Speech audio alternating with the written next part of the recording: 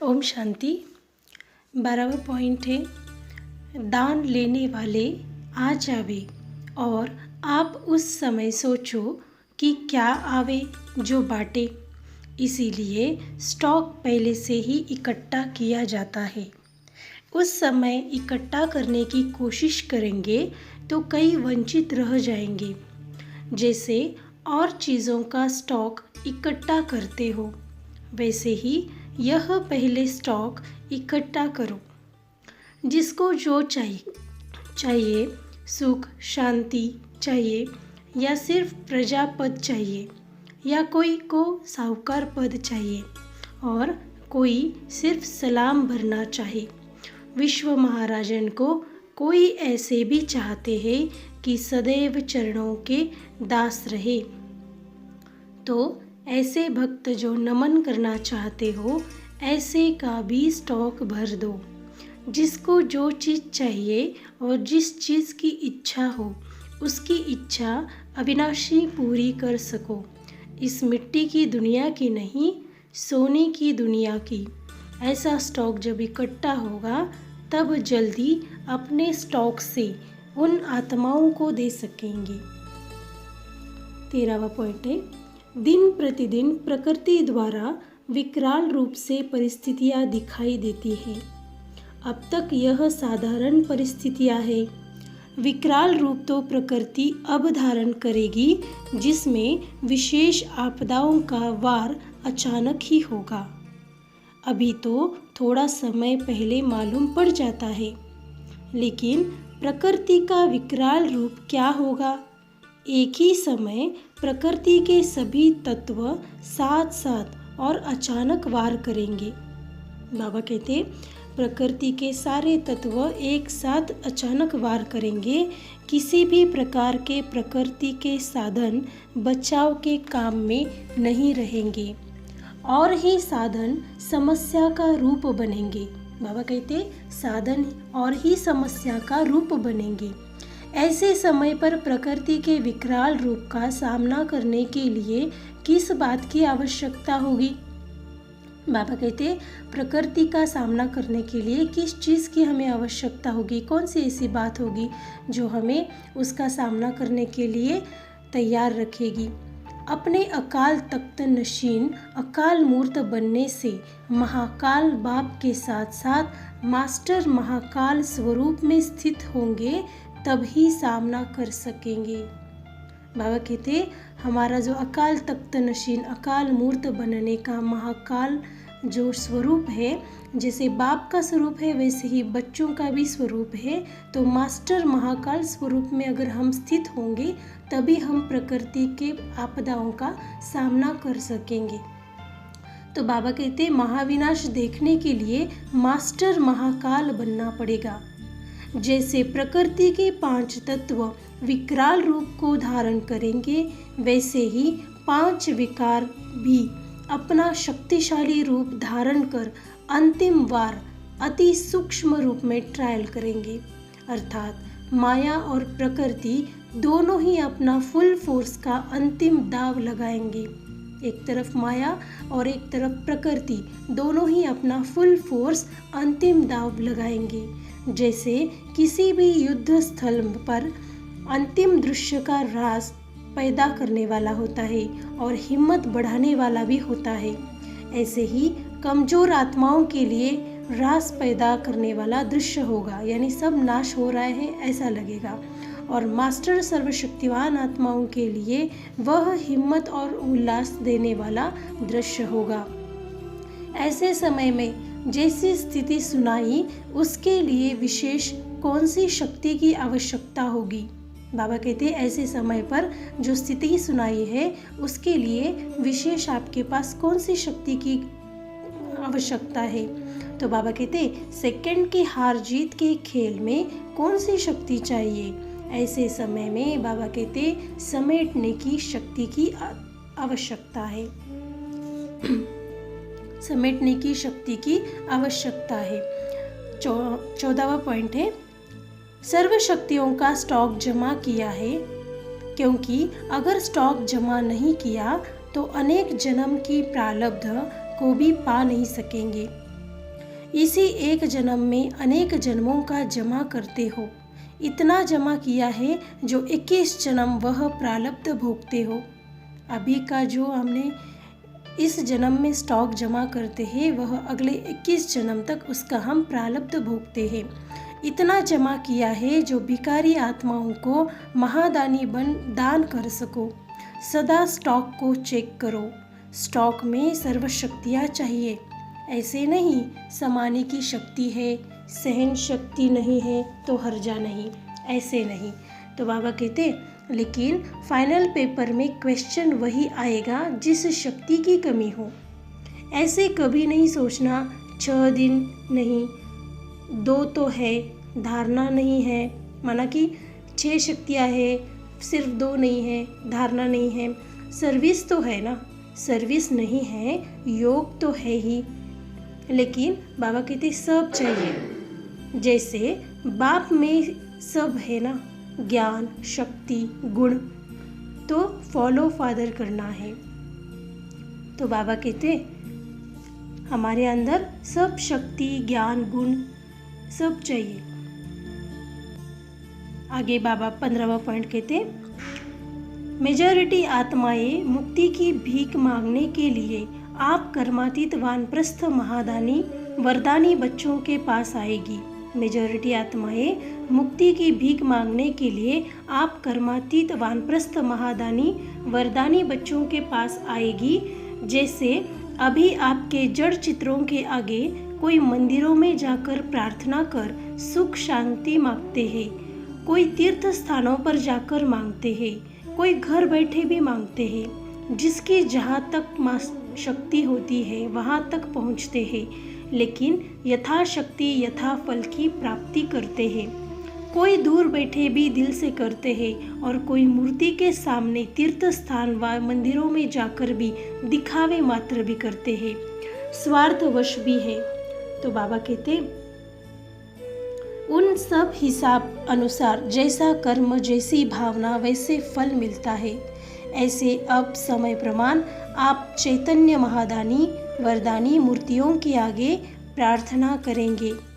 कोई सेवा स्थान रूपी मंदिरों में पहुंचेंगे, कोई महान तीर्थ मधुबन तक पहुंचेंगे और कोई घर बैठे साक्षात्कार करते दिव्य बुद्धि द्वारा प्रत्यक्षता का अनुभव करेंगे।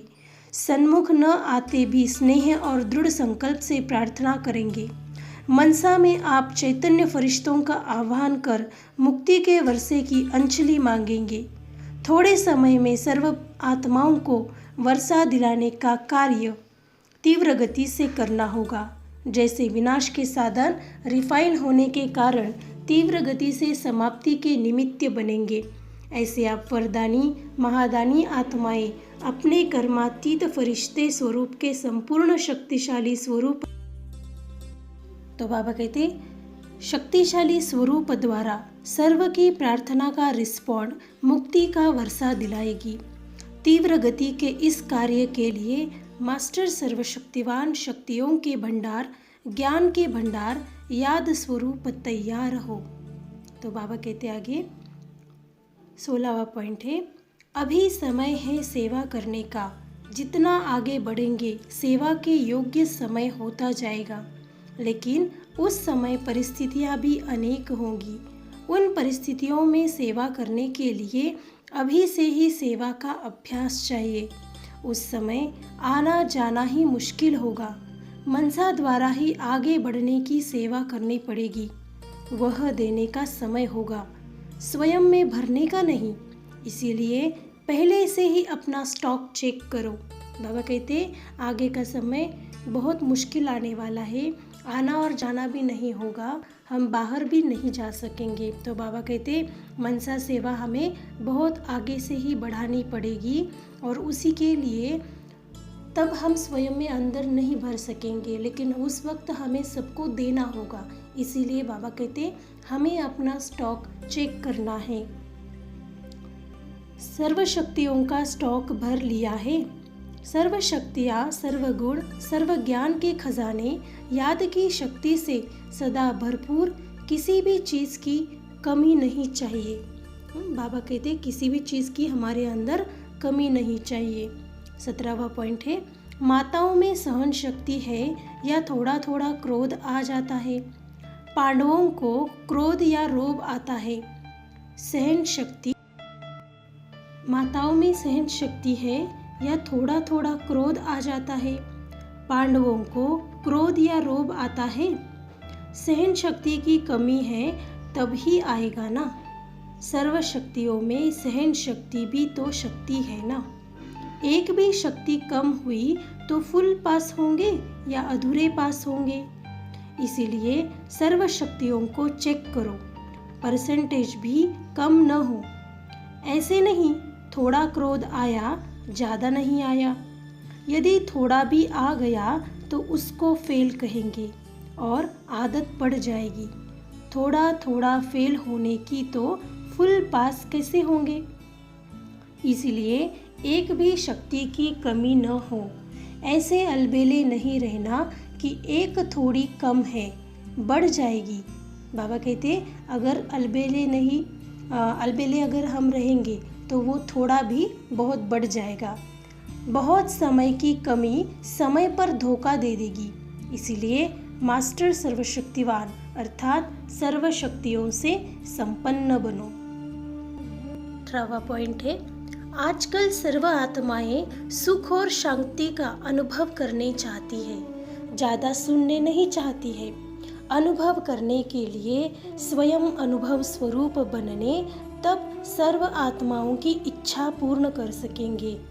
दिन प्रतिदिन देखेंगे जैसे धन के भिखारी भिक्षा लेने के लिए आते हैं, वैसे शांति के अनुभव के भिखारी आत्माएं भिक्षा लेने के लिए तड़पेंगी। अब सिर्फ एक दुख की लहर आएगी तो जैसे लहरों में लहराती हुई आत्माएं व लहरों में डूबती हुई आत्मा एक तिनके का भी सहारा ढूंढती है, ऐसे आप लोगों के सामने अनेक भिखारी आत्माएं यह मांगने के लिए आएंगी, यानी सुख शांति मांगने के लिए आएगी। तो ऐसी तड़पती हुई या भिखारी प्यासी आत्माओं की प्यास मिटाने के लिए अपने को अतीन्द्रिय सुख व सर्व शक्तियों से भरपूर किया हुआ अनुभव करते हो। सर्व शक्तियों का खजाना, अतीन्द्रिय सुख का खजाना इतना इकट्ठा किया है जो अपनी स्थिति तो कायम रहे लेकिन अन्य आत्माओं को भी संपन्न बना सको। सर्व की झोली भरने वाले दाता के बच्चे हो ना। अब यह दृश्य बहुत जल्दी सामने आएगा। बाबा कहते ये दाता बनने का जो हमारा स्वरूप है ये जल्द ही सामने आने वाला है। डॉक्टर लोग भी कोई इस बीमारी की दवाई नहीं दे सकेंगे। तब आप लोगों के पास यह औषधि लेने के लिए आएंगे। धीरे धीरे यह आवाज़ फैलेगा कि सुख शांति का अनुभव ब्रह्मा कुमारियों के पास मिलेगा। बाबा कहते सुख शांति का अनुभव ब्रह्मा कुमारियों के पास मिलेगा। ऐसा आवाज़ धीरे धीरे फैलेगा। भटकते भटकते असली द्वार पर अनेक आत्माएं आकर पहुँचेंगी। तो ऐसे अनेक आत्माओं को संतुष्ट करने के लिए स्वयं अपने हर कर्म से संतुष्ट हो। संतुष्ट आत्माएं ही अन्य को संतुष्ट कर सकेंगी। बाबा कहते हम अपने कर्म से संतुष्ट रहेंगे तभी हमारे द्वारा सर्व आत्माएं हमसे भी संतुष्ट रह सकेंगी। अब ऐसी सर्विस करनी है, इसके लिए अपने को तैयार करो। ऐसी तड़पती हुई आत्माएं 7 दिन के कोर्स के लिए भी नहीं ठहर सकेंगी। तो उस समय उन आत्माओं को कुछ न कुछ अनुभव की प्राप्ति करानी होगी। इसलिए कहा ही जाता है, कहा कि अब अपने ब्राह्मणपन के कर्तव्य को संपन्न करने के लिए अपने को संपूर्ण बनाते रहो। बाबा कहते हैं हमारे ब्राह्मणपन के कर्तव्य है कि हम संपूर्ण बने, तब हम दूसरों को भी संपन्न कर सकेंगे।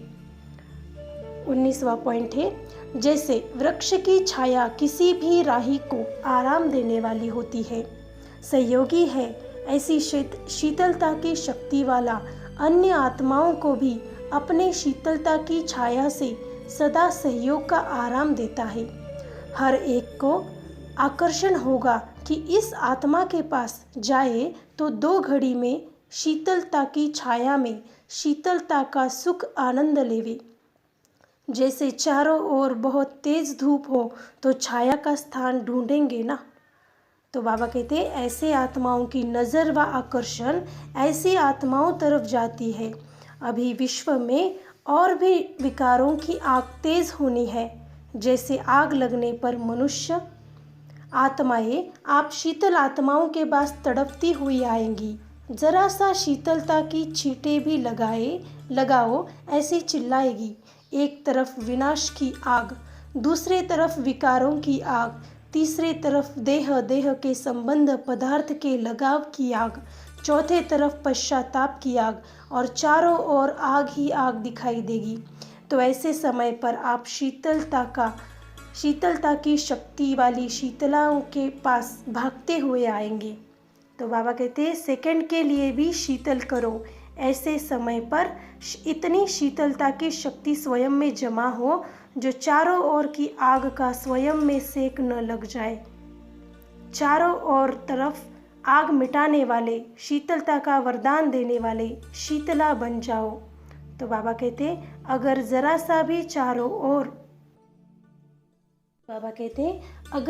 सा भी चारों प्रकार की आग में से किसी का भी अंश मात्र रहा हुआ होगा तो चारों ओर की आग अंश मात्र रही हुई आग को पकड़ लेगी। जैसे आग को पकड़ लेती है ना, तो यह चेक करो।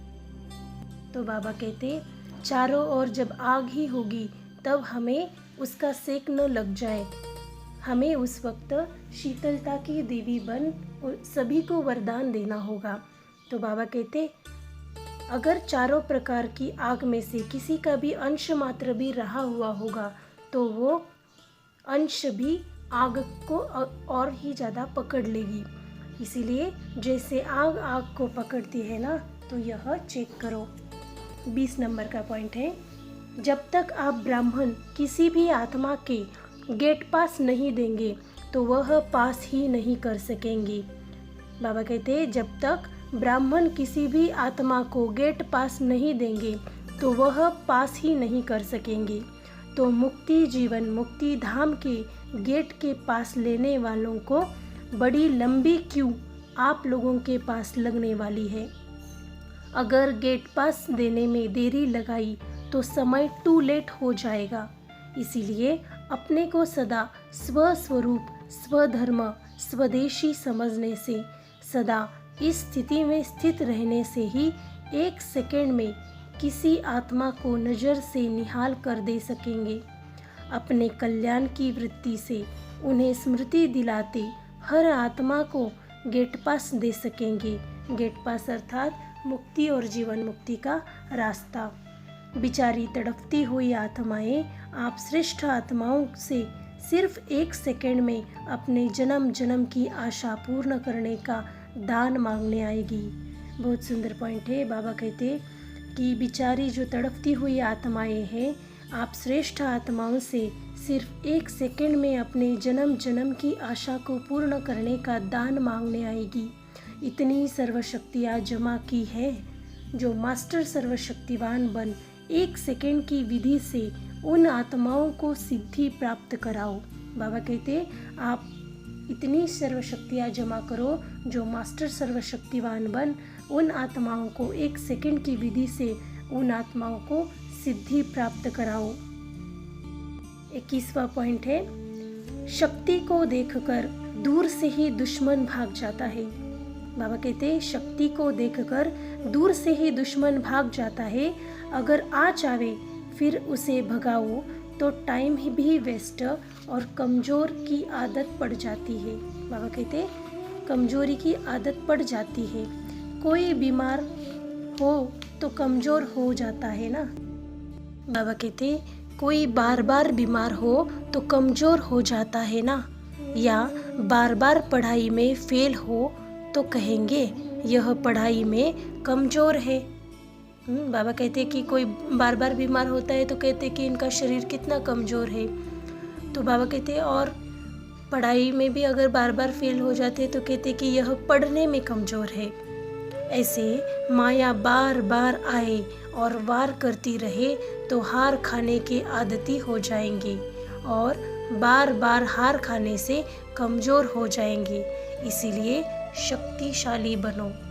बाबा कहते हैं कि बार बार हार खाने से कमज़ोर हो जाएंगे, इसीलिए अब शक्तिशाली बनो। अच्छा, ओम शांति।